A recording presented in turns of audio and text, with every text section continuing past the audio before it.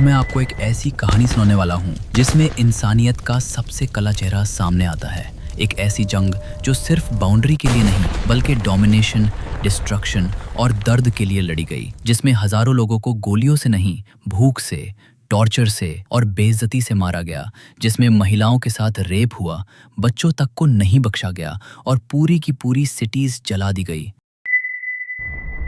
आज हम बात करने वाले हैं सेकेंड साइनो जापानीज वॉर के बारे में, जो 1937 में चाइना और जापान के बीच शुरू हुआ था और जिसका असर सिर्फ एशिया नहीं पूरी दुनिया ने महसूस किया।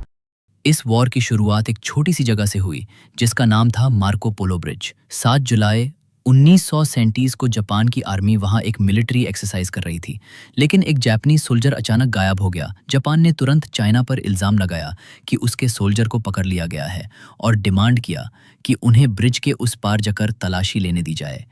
चाइना ने इनकार कर दिया और टेंशन इतनी बढ़ गई कि कुछ ही घंटों में फायरिंग शुरू हो गई और इसी छोटी सी झड़ी ने फुल स्केल वॉर की शक्ल ले ली।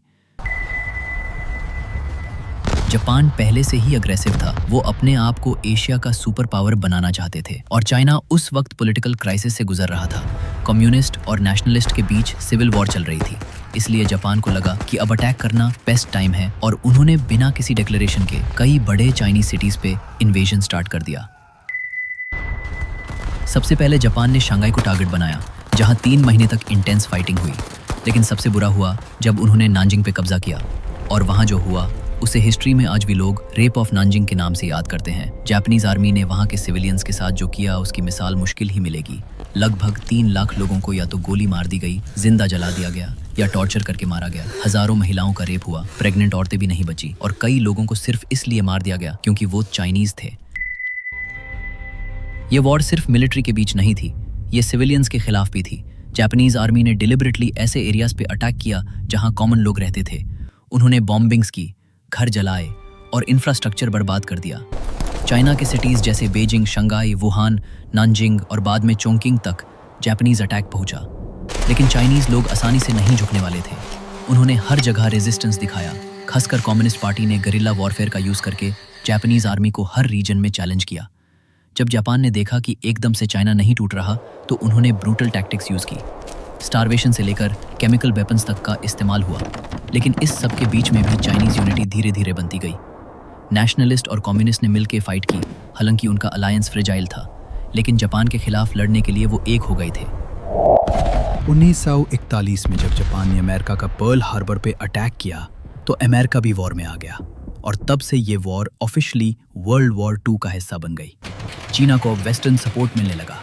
अमेरिका ने चाइनीज आर्मी को वेपन्स और ट्रेनिंग देना शुरू किया, लेकिन फिर भी ग्राउंड पे सिचुएशन बहुत मुश्किल थी।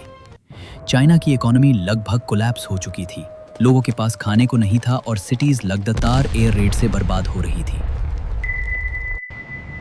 वॉर का फाइनल फेज आया 1945 में, जब अमेरिका ने हिरोशिमा और नागासाकी पे एटॉमिक बॉम्ब्स गिराए। जापान ने अनकंडीशनल सरेंडर कर दिया और इसी के साथ सेकेंड सिनो जापानीज वॉर भी ऑफिशियली खत्म हो गया। चाइना टेक्निकली जीत गया, लेकिन जिस प्राइस पे ये जीत मिली उसका कोई हिसाब नहीं। 10 से 20 मिलियन तक सिविलियंस मारे गए। हर शहर में दर्द, बर्बादी और खौफ छोड़ा गया। जापान ने ये वॉर हारकर अपनी मिलिट्री पावर ऑलमोस्ट खो दी। उनका पूरा स्ट्रक्चर कोलैप्स हो गया और उनको अपने वॉर क्राइम्स के लिए इंटरनेशनल कोर्ट का सामना करना पड़ा। लेकिन आज भी चीना जापान के बीच जो टेंशन रहता है उसकी जड़ इसी वॉर में छुपी है। सेकेंड सिनो जापानीज वॉर सिर्फ एक मिलिट्री कॉन्फ्लिक्ट नहीं था, यह एक जेनोसाइड था, एक साइकोलॉजिकल स्कार था जिसका असर आज भी जिंदा है। तो दोस्तों, ये थी कहानी सेकेंड सिनो जापानीज वॉर के। मिलते हैं अगले वीडियो में।